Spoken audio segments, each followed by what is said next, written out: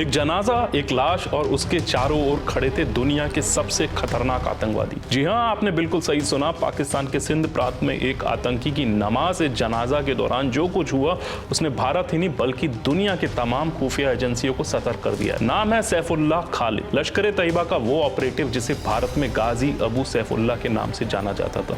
लेकिन इस जनाजे में सिर्फ एक आतंकी की मौत नहीं हुई थी बल्कि दुनिया को एक खौफनाक इशारा दिया गया था। कौन था सैफुल्लाह खालिद? सैफुल्लाह खालिद लश्कर का वो स्लीपर ऑपरेटिव जो भारत में आतंकी हमलों की प्लानिंग करता था। सूत्रों के मुताबिक कश्मीर के पहलगाम इलाके समेत कई आतंकी हमलों में सैफुल्लाह का सीधा हाथ पाया गया था। उसका काम था आतंकी मॉड्यूल तैयार करना, नए आतंकियों की ट्रेनिंग और हाइब्रिड आतंकियों को एक्टिवेट करना। यानी वो सिर्फ बंदूक नहीं चलाता था बल्कि दिमाग से दहशतगर्दी फैलाता था। पाकिस्तान में हुई मौत। पाक मीडिया रिपोर्ट्स के मुताबिक सैफुल्लाह की मौत सिंध के मटली इलाके में हुई, जहां अज्ञात हमलावरों ने उसे मौत की घाट उतार दिया। पर असली कहानी उसके जनाजे से शुरू होती है। उसके जनाजे में शामिल हुए ऐसे चेहरे जो अंतर्राष्ट्रीय आतंकवाद की लिस्ट में वांटेड है, जैसे फैजल नदीम और गाजी मसूद, जिनके सिर पर इनाम है लेकिन वो खुलेआम सैफुल्लाह की मिट्टी को सलाम कर रहे थे। जनाजा या आतंकी मीटिंग? अब सवाल ये है, क्या ये जनाजा था या फिर आतंकियों की मीटिंग? जितनी भारी संख्या में लोग वहां मौजूद थे उतना किसी आम इंसान के जनाजे में नहीं होता। फोटो और वीडियो सामने आए हैं जहां हजारों लोग हथियारों से लैस दिखे।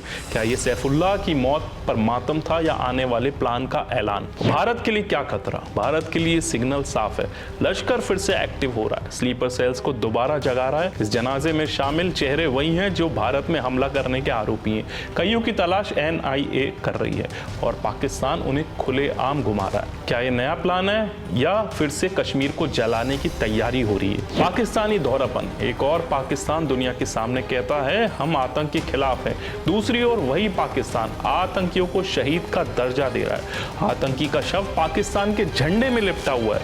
वांटेड आतंकियों को सम्मान से खड़ा किया जा रहा है। तो सवाल उठता है, क्या पाकिस्तान अब आतंकी कब्रगाहों को मिलिट्री मैदान बना रहा है? दुनिया की चुप्पी क्यों? इस घटना पर अब तक ना तो UN बोला, ना ही FATF, ना ही वो देश जो आतंकवाद के खिलाफ एकजुट होने की बात करते हैं।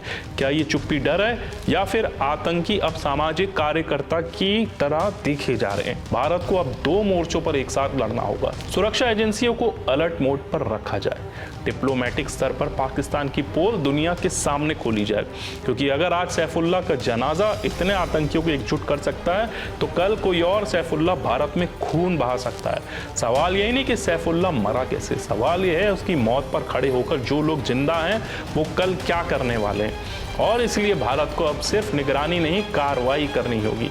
मैं हूं गगन राव पाटिल, जुड़े रहिए क्योंकि अगली कहानी हो सकती है और भी खतरनाक। जय हिंद।